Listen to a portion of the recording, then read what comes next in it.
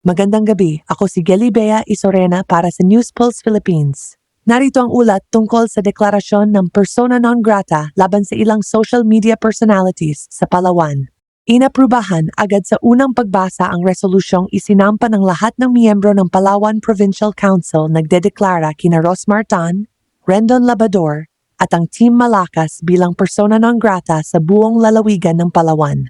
Ayon kay Juan Antonio Alvarez, miyembro ng Palawan First District, nasaktang bayan ng Coron at ang mga residente nito dahil sa mga pahayag ni na Rosmar at Rendon.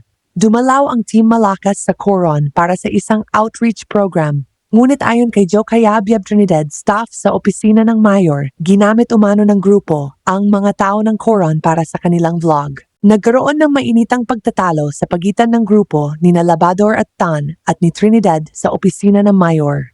Sinabi ni Alvarez na sobra ang naging reaksyon ng grupo at kailangan silang turuan ng leksyon. Dagdag pa niya, ang kanilang pamahagi ng tulong ay hindi nagbibigay sa kanila ng karapatang hiyain ang mga taga-Coron.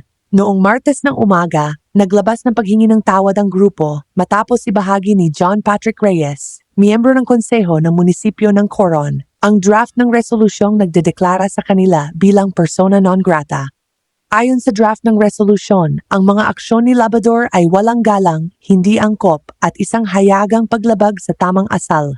Habang si Tan naman ay nagdulot ng labis na distress at kahihiyan sa mga staff ng mayor at negatibong nakapagpahayag sa opisina na kanyang kinakatawan. Patuloy naming tututukan ang balitang ito dito sa News Pulse Philippines. Ako si Gelibea Isorena, nagpapaalam.